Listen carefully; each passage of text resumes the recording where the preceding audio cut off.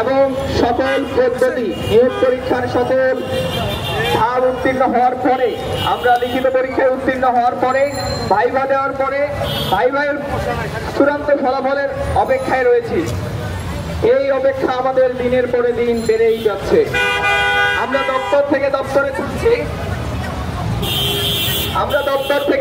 ছুটছি, মন্ত্রণালয় থেকে মন্ত্রণালয়ে ছুটছি, কিন্তু আমাদের ফলাফল প্রকাশের এখন পর্যন্ত কোনো যৌক্তিক সমাধান হচ্ছে না।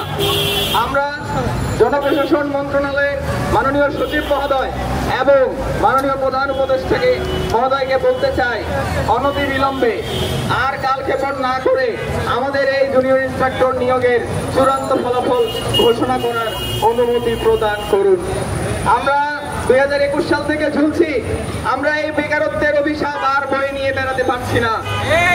আমাদের এই বছরের পর বছর নিয়োগের দীর্ঘসূত্রিতা আমরা আর এসব মেনে নিতে চাই না। বৈষম্যবিহীন বাংলাদেশে আমরা কোনোভাবেই নিয়োগের দীর্ঘসূত্রিতা, এই বেকার সমাজ মেনে নিব না।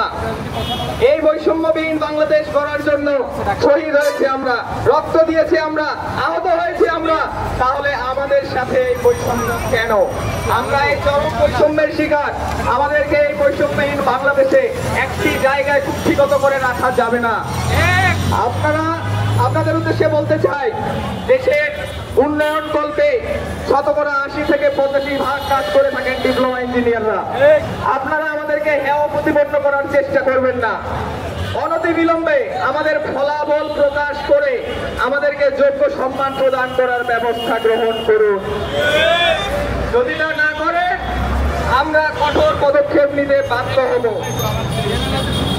এখন শুধুমাত্র আউটসোর্সিং থেকে স্থায়ীকরণ, জাতীয়করণ, পদোন্নতি এসব কোনো সংস্কার নয়।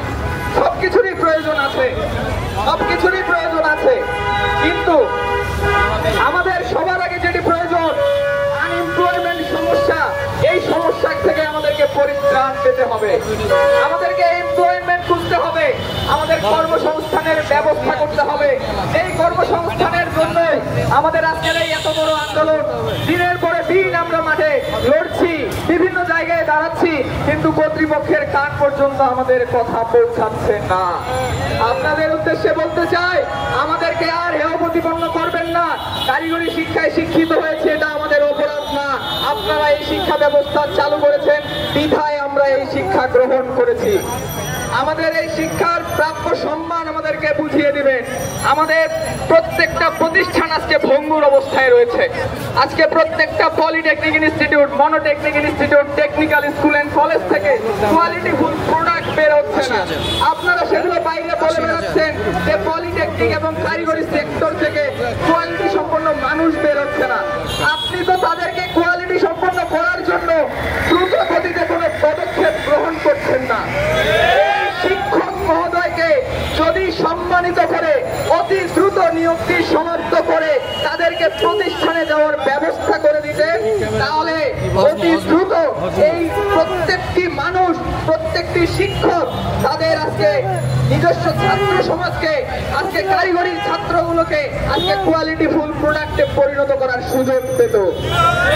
আমরা বছরের পর বছর নিয়োগে ঝুলছি। আমরা এই একটি আবেদন করি অনেক আশা নিয়ে, একটি আবেদন করি অনেক প্রত্যাশা নিয়ে। আমাদের বছরের পর বছর বর্ষপূর্তি পালনের জন্য আমরা আবেদন করি না।